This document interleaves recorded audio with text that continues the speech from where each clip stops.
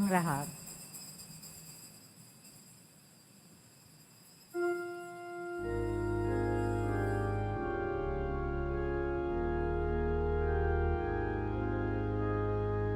Kaawaan mo ako, O Diyos, ayon sa iyong kabutihan, ayon sa laki ng iyong habag, pawiin ng aking kasamaan. Hugasan ako sa aking pagkakasala at isi sa aking kasalanan. Kaawaan mo ako, O Diyos, ayon sa iyong kabutihan, ayon sa laki ng iyong habag, pawiin ng aking kasamaan.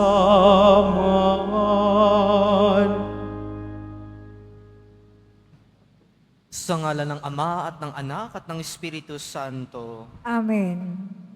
ang pagpapala ng ating Panginoong Hesukristo, ang pag-ibig ng Diyos Ama, at ang pakikipagkaisa ng Espiritu Santo, naway sumainyong lahat. At sumayo rin. Mga kapatid, aminin natin ang ating mga kasalanan upang tayo'y maging marapat na gumanap sa banal na pagdiriwang.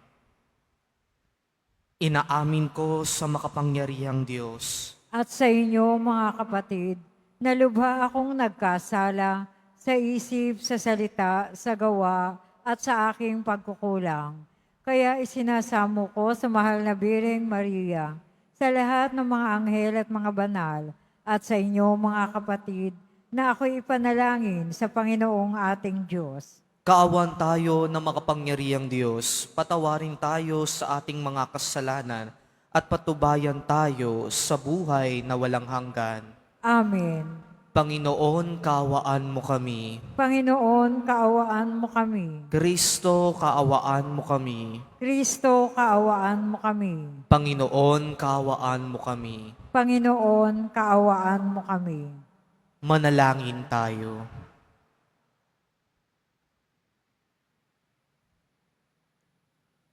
Ama naming makapangyarihan sa iyong pagtataguyod, ang aming mga ginagawa ay iyong pangunahan at sa iyong tulong ay iyong subaybayan upang lahat ng aming ginaganap ay sa iyo magbuhat at sa pamamagitan mo rin tumantong sa wakas sa pamamagitan ni Jesucristo kasama ng Espiritu Santo magpasawalang hanggan. Amen. Magsiupo muna ang lahat. Pagbasa mula sa aklat ng Deuteronomio. Sinabi ni Moises sa mga tao, nasa inyo ngayon ang kapasyahan. Kayo ang pipili ng buhay at kasaganaan, unang kahirapan at kamatayan. Kapag sinunod ninyo ang kautusan, inibig ang Panginoon at nilakaran ng kanyang mga landas, pagpapalain niya kayo sa lupaing ibibigay niya sa inyo. Mabubuhay kayo ng matagal at kanyang pararamihin kayo. Ngunit kapag tumalikod kayo sa kanya at naglingkod sa ibang Diyos, ngayon pa'y sinasabi ko sa inyong malilipol kayo. Hindi kayo magtatagal sa lupaing tatahanan ninyo sa ibayo ng Hordan. Saksi ko ang langit at ang lupa na ngayoy inilahad ko sa inyo ang buhay o kamatayan at ang pagpapala o sumpa. Kaya piliin ninyo ang buhay para kayo at ang inyong lahi ay magtagal. Ibigin ninyo ang Panginoon, makinig sa kanyang tinig, at manatiling tapat sa kanya. Sa gayon, mabubuhay kayo ng matagal sa lupaing ipinangako niya sa ninuno ninyong sina Abraham, Isaac, at Jacob. Ang salita ng Diyos. Salamat sa Diyos. Mapalad ang umaasa sa Panginoon tuwina. Mapalad ang umaasa sa Panginoon tuwina. Mapalad ang taong hindi naaakit niyong masasama upang sundan niya ang kanilang payo't maling halimbawa. Hindi sumasama sa sinumang taong ang laging adikay, pagtawanan lamang at hamak-hamakin ang Diyos na dakila. Nagagalak siyang laging magsaliksik ng banal na aral, ang utos ng poon, siyang binubulay sa gabi at araw. Mapalad ang umaasa sa Panginoon tuwina. Ang katulad niya ay isang punong kahoy sa tabing batisan. Sariwang dahot laging namumunga sa kapanahunan at anumang gawin ay nakatitiyak na magtatagumpay. Mapalad ang umaasa sa Panginoon tuwina. Ngunit ibang-iba ang masamang tao, ipa ang kawangis. Siya ay natatangay at naipapadpad kung hangi umihip. Sa taong matuwid ay Panginoon ang siyang mag-iingat, ngunit kailanman ang mga masama ay mapapahamak. Mapalad ang umaasa sa Panginoon tuwina. Magsitayo na po ang lahat.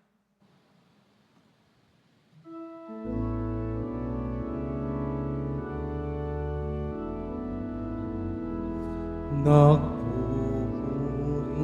kami sa'yo, Panginoong Jesucristo. Nagpupuri kami sa'yo, Panginoong Jesucristo. Sinabi ng poong mahal, kasalanan ay talikdan, pagsuway ay pagsisihan, maghari ng lubusan ang poong Diyos na may kapal. Nagpupuri kami sa'yo, Panginoong Jesucristo.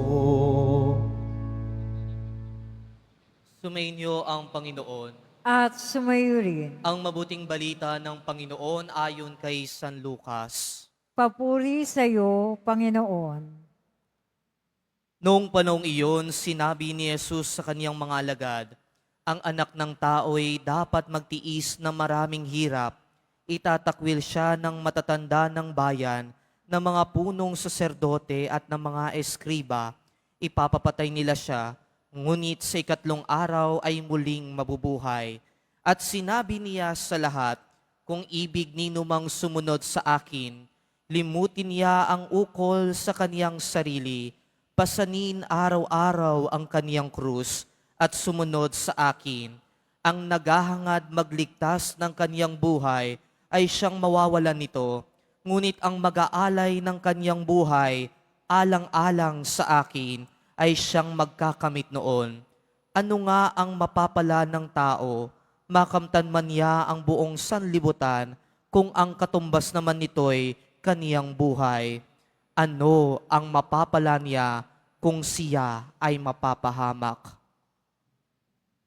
Mga kapatid, ang mabuting balita ng Panginoon. Pinupuri ka namin, Panginoong Heso Kristo. Magsiupo muna po ang lahat. Isang mapagpalang umaga po sa inyong lahat, mga kapatid ko kay Kristo. Tunay nga pong kay buti ng Diyos dahil ngayon tayo ay kanyang pinagtipon-tipon muli bilang isang pamilya ng mananampalataya na nagbibigay ng ating papuri at parangal sa ating mahal na Poong Jesus Nazareno. At ngayon po mga kapatid, sa ating mga pagbasa, ito'y patungkol sa ating pagpili. Sa ating pagpili. Dahil sa buhay po natin mga kapatid, marami tayong pagpipilian. Marami tayong choices. Options, options, options.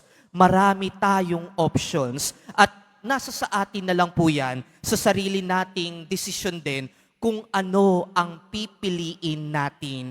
Pero gayunpaman mga kapatid, ang paalaala sa atin, pag-ingatan natin ang pagpiling ito.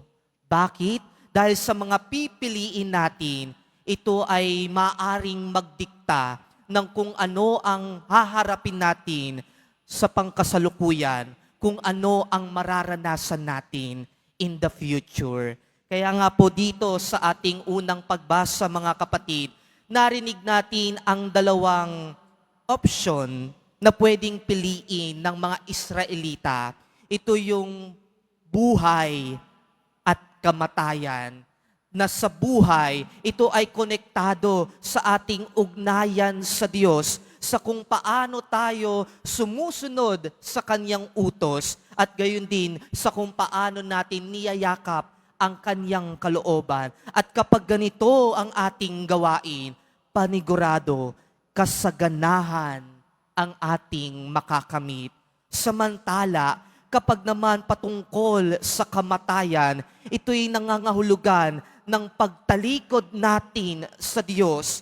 Bakit? Dahil tayo ay sumusuway sa Kanyang utos at gayon din, sariling kalooban natin at hindi kalooban niya ang ating niyayakap. Kaya naman po mga kapatid, sa pamamagitan nito, kapag ganito ang ating gawain, panigurado, kahirapan ang ating makakamit. At kung titingnan po natin mga kapatid, yung dalawang options na yan, yung dalawang choices na yan, parang kay daling pumili. Bakit? Dahil nakikita na natin kung ano ang mabuti at masama, kung ano ang dapat piliin. Pero gayunpaman mga kapatid, no?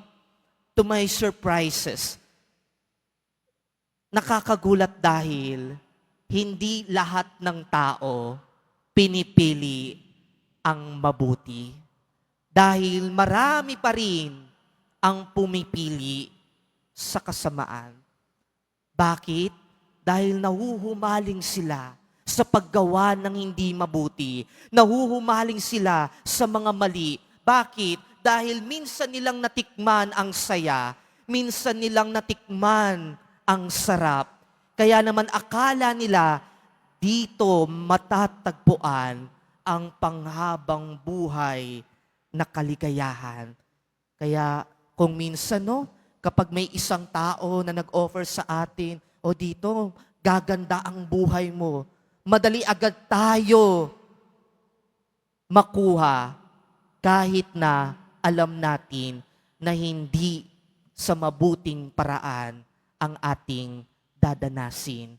At sa pagpili, mga kapatid, sa aking pagninilay, no, ang pumapasok din sa akin, yung pagpili din natin, especially ngayon nalalapit na ang election, sa pagpili ng mga iluluklok natin na mga leaders ng ating pamahalaan, marami sa atin ang manliligaw para makuha ang boto natin. Marami ang magpapabango ng kanilang mga pangalan.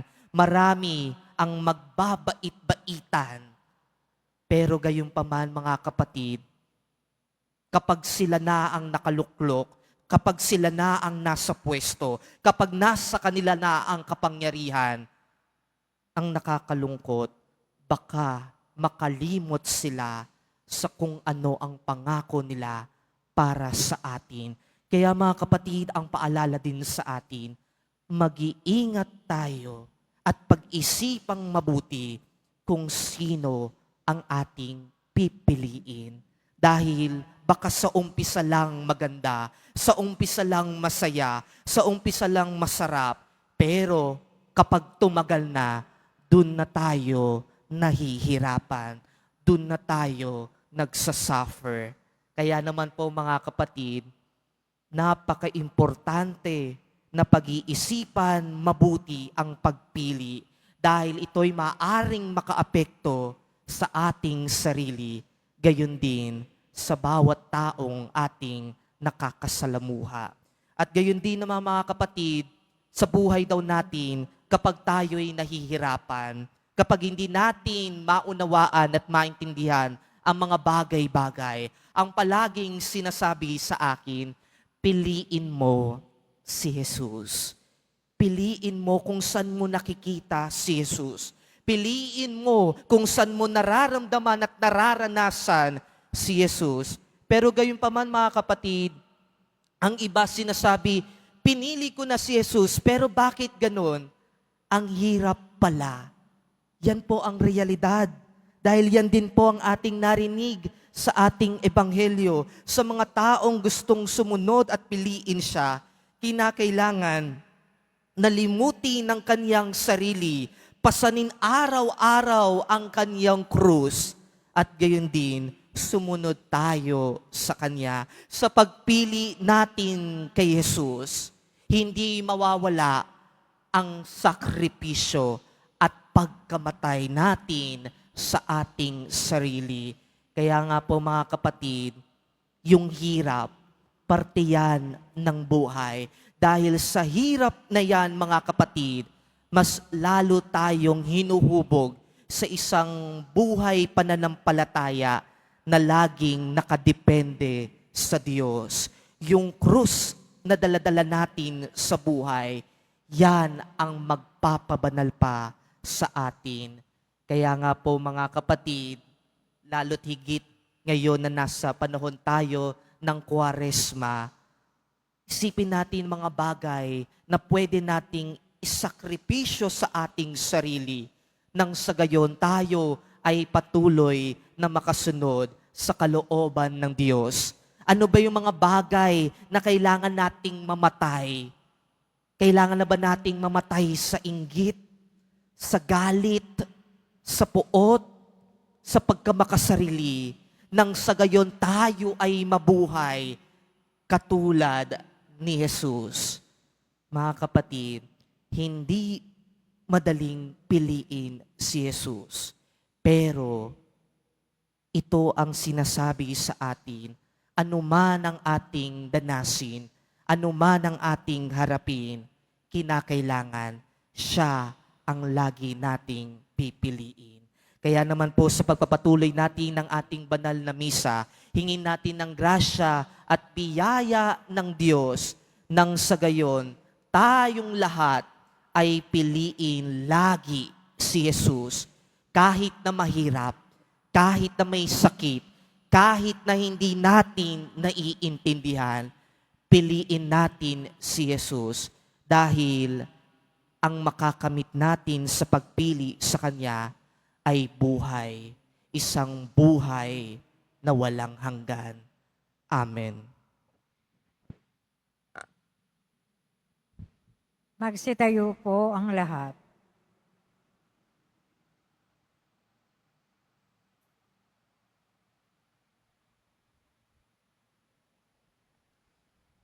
Minamahal ko mga kapatid, tinatawag tayo ng Panginoong Hesus upang sumunod sa Kanya, magpasan ng krus katulad niya at ihabilin sa Kanya ang lahat ng nagdurusa.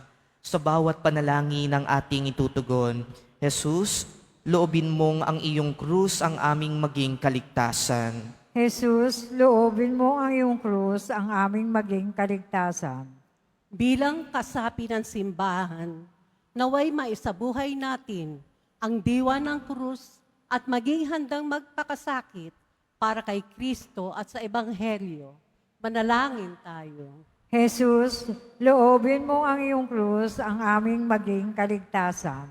Ang mga pinuno ng ating bayan, naway mahabag sa mga mahihirap at gawin ang mga nararapat upang puksain ang pang-aapi at pansamantalang nagaganap sa lipunan. Manalangin tayo.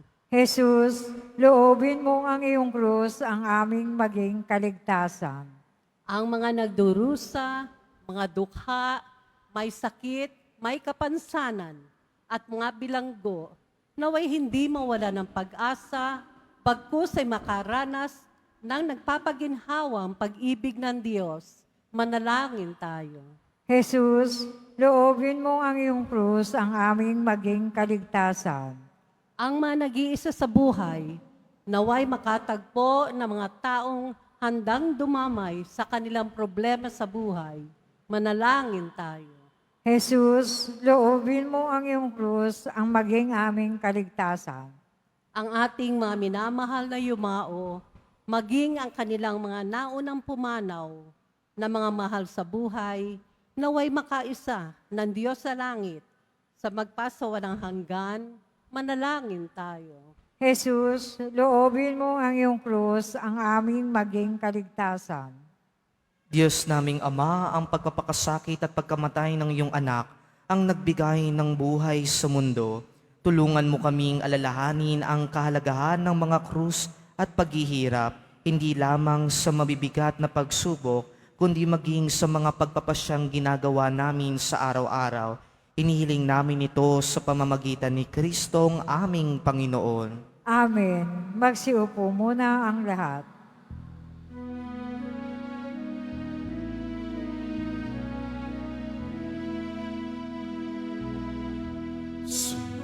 Sumasamo kami sa iyo, marapating yaring alay. Panginoon, tanggapin mo itong alak at tinapay.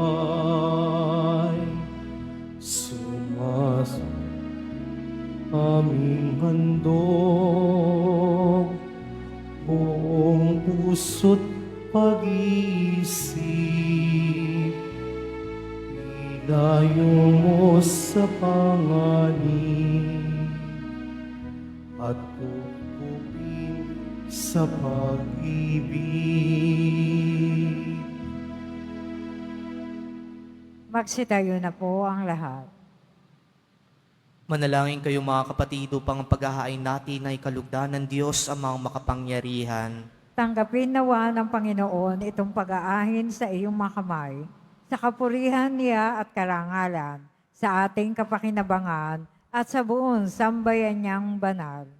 Ama naming lumikha, tunghayan mo ang mga alay naming sa dambana ay nakahain upang ang iyong minagandang loob na ibigay ay aming maihandog sa pagsamba sa iyong ngalan sa pamamagitan ni Jesucristo kasama ng Espiritu Santo magpasawalang hanggan. Amen. Sumainyo ang Panginoon. At sumayo rin. Itaas sa Diyos ang inyong puso at diwa. Itinaas na namin sa Panginoon. Pasalamatan natin ng Panginoong ating Diyos. Marapat na siya ay pasalamatan. Ama naming makapangyarihan, tunay nga marapat na ikaw ay aming pasalamatan sa pamamagitan ni Jesucristo na aming Panginoon. Binibigyan mo kami ng bagong pagkakataon upang ganapin ang paghahanda ngayon para sa pagdiriwang ng muling pagkabuhay, kaisa ng iyong anak na minamahal, aming inilalaan ng panahon, talino't yaman, para ganapin ang iyong kalooban na ang kapwa-tao ay lubos na damayan sa pagdiriwang namin sa aming pagsilang bilang mga kaanib ng iyong sambayanan. Kami iyong pinagkakamit ng katayuang ganap sa pagtatangkilik. Kaya kaisa ng mga anghel na nagsisiawit ng papuri sa iyo nang walang humpay sa kalangitan, kami nagbubunyi sa iyong kadakilaan. Santo, Santo, Santo, Panginoon Diyos ng mga hukbo, napupuno ang langit at lupa ng kadakilaan mo, o sana sa kaitaasan. Pinagpala ang naparirito sa ngalan ng Panginoon, o sana sa kaitaasan. Magsiluhod po ang lahat. Ama naming banal, ikaw ang bukal ng tanang kabanalan, kaya't sa pamamagitan ng iyong Espiritu, gawin mong banal ang kaloob na ito upang para sa aming maging katawan at dugo ng aming Panginoong Heso Kristo. Bago niya pinagtiis ang kusang loob na maging handog, hinawakan niya ang tinapay. Pinasalamatan kanya, pinaghati-hati niya iyon, iniabot sa kanyang mga alagad at sinabi, "Tanggapin niyo lahat ito at kanin. Ito ang aking katawan na ihahandog para sa inyo."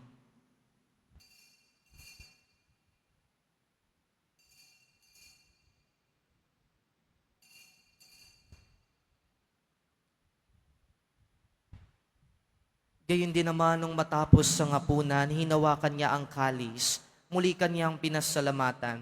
Iniabot niyang kalis sa kanyang mga alagad at sinabi, "Tanggapin niyo lahat ito at inumin. Ito ang kalis ng aking dugo, ng bago't walang hanggang tipan. Ang aking dugo na ibubuhos para sa inyo at para sa lahat sa ikapagpapatawad ng mga kasalanan. Gawin ninyo ito sa pag-alaala sa akin."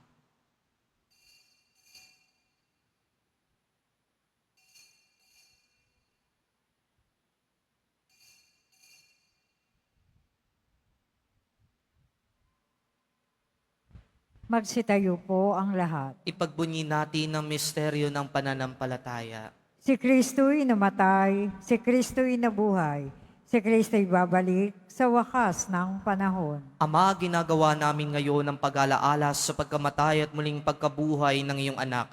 Kaya't inialay namin sa iyo ang tinapay na nagbibigay buhay at ang kalis na nagkakaloob ng kaligtasan. Kami nagpapasalamat dahil kami yung minarapat na tumayo sa harap mo para maglingkod sa iyo. Isinasamo namin kaming magsasalo-salo sa katawan at dugo ni Kristo ay mabuklod sa pagkakaisa sa pamamagitan ng Espiritu Santo. Ama, lingapin mo ang iyong simbahang laganap sa buong daigdig. Puspusin mo kami sa pag-ibig, kaisa ni Francisco na aming Papa, at ni Jose na aming obispo at ng tanang kaparian. Alalahanin mo rin ang mga kapatid naming nahimlay na may pag-asang sila'y muling mabubuhay. Gayon din ang lahat ng mga pumanaw. Kaawan mo sila at patuloyin sa iyong kaliwanagan. Kaawan mo at pakintapatin kaming lahat na makasalo sa iyong buhay na walang wakas. Kaisa ng mahal na Birheng Maria na ina ng Diyos, ng kabiyak ng puso niyang si San Jose, kaisa ng mga apostol, ni San Juan Bautista at ng lahat ng mga banal na namuhay dito sa daigdig ng kalugod-lugod sa iyo, may pagdiwang nawa namin ng pagpupuri sa ikararangal mo sa pamamagitan ng iyong anak na aming Panginoong Heso Kristo. Sa pamamagitan ni Kristo kasama niya at sa Kanya, ang lahat ng parangal at papuri ay sa iyo, Diyos Amang makapangyarihan kasama ng Espiritu Santo, magpasawalang hanggan. Amen. Sa tagubilin ng mga nakagagaling na utos sa turo ni Jesus na Panginoon natin at Diyos, ipahayag natin ng lakas loob. Ama namin, sumasalangit ka. Sambahin ang ngalan mo. Mapasa amin ang kaharian mo. Sundin ang loob mo dito sa lupa para nang sa langit. Bigyan mo kami ngayon ng aming kakanin sa araw-araw at patawarin mo kami sa aming mga sala para nang pagpapatawad namin sa nagkakasala sa amin. At huwag mo kaming ipahintulot sa tukso at iadya mo kami sa lahat ng masama. Hinihiling namin kami adya sa lahat ng masama, pagkalooban ng kapayapaan araw-araw. Iligtas sa kasalanan at ilayo sa lahat ng kapahamakan, samantalang aming pinananabikan ang dakilang araw ng pagpapahayag ng tagapagligtas naming si Heso Kristo. Sapagkat iyo ang kaharian, ang kapangyarihan, at ang kapurihan magpakailanman. Amen. Panginoong Heso Kristo, sinabi mo sa iyong mga apostol, kapayapaan ang iniiwan ko sa inyo, ang aking kapayapaan ang ibinibigay ko sa inyo. Tungayan mo ang aming pananampalataya at huwag ang aming mga paulit-ulit na pagkakasala.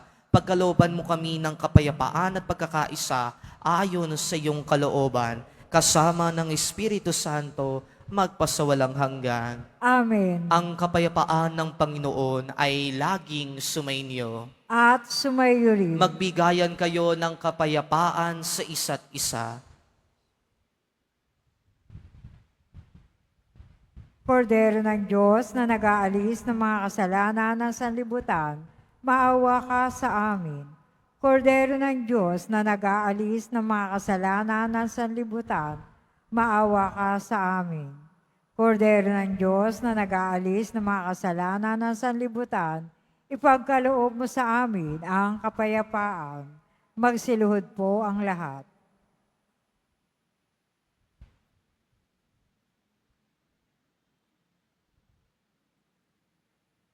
Mga kapatid, ito ang kordero ng Diyos. Ito ang nag-aalis ng mga kasalanan ng sanlibutan. Mapalad ang mga inanyayahan sa kaniyang piging. Panginoon, hindi ako karapat-dapat na magpatuloy sa iyo, ngunit sa isang salita mo lamang ay gagaling na ako.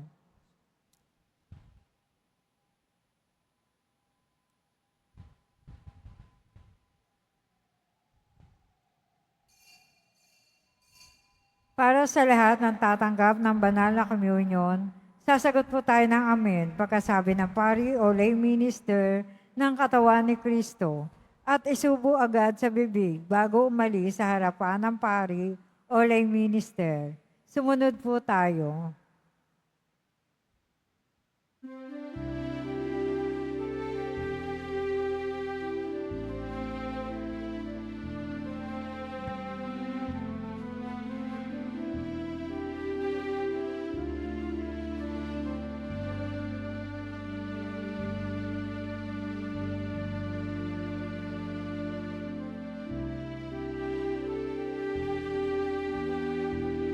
Ako'y ay nanghina, init ang pag-ibig, dahan-dahan ng lamig. Sa bilis ng panahon, ang pangako'y nalimutan. Puso na inalay ay binawi ng huli. Nagbabalik loob ako sa'yo. Pagpapatawad mo'y aking hinihingi. Linisin mo, hugasan mo, palitan ang aking puso. Oh, nagbabalik loob ako, nagbabalik loob ako, nagbabalik loob ako, Jesus.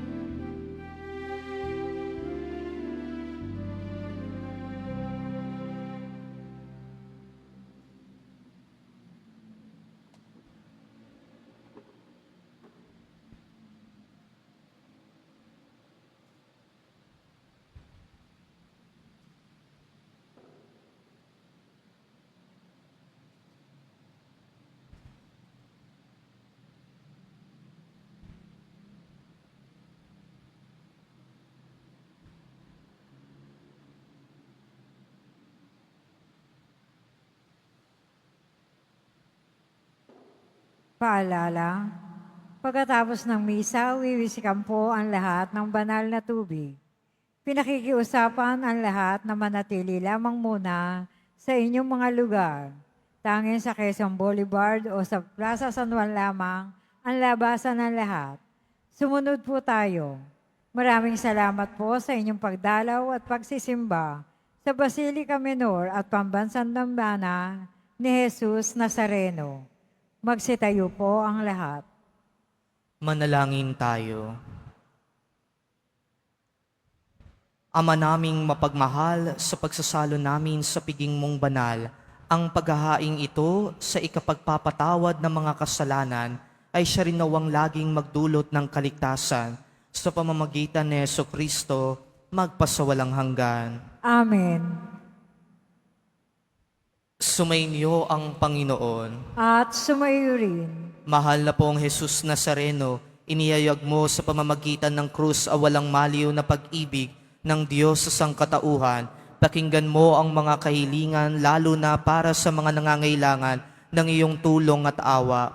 Makamtan nawa namin ang iyong kasagutan na may utang na loob na tinatanaw. Basbasan din po ninyo itong mga imahen at dasalan upang lalo kaming manalangin at magtiwala. Sa pamamagitan ng bendisyon na ito, naway lalo kaming maging mapaglingkod, masunurin at tapat sa iyo na aming maluwalhating Panginoon, magpasawalang hanggan. Amen. At pagpalain nawa kayo na makapangyarihan at mapagmahal na Diyos, Ama, Anak, at Espiritu Santo. Amen. Humayo kayong mapayapa, taglay ang pag-ibig ng mahal na pong Jesus Nazareno. Salamat sa Diyos.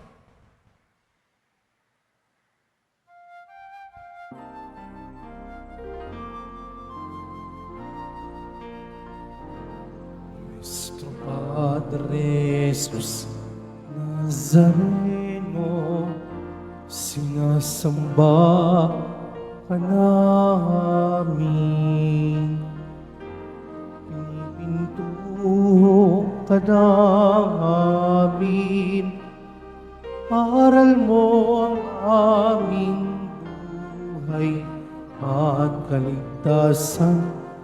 Nuestro Padre Jesus Nazareno, ligtas mo kami sa kasalanan.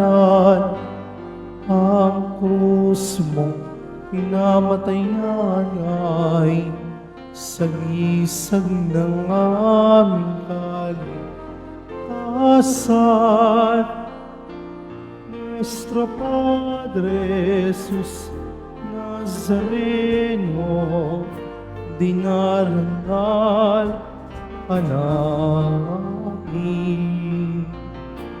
Nuestro Padre Jesus Nazareno, ninuwalhat ka namin. Nuestro Jesus Nazareno, dinarangal ka namin.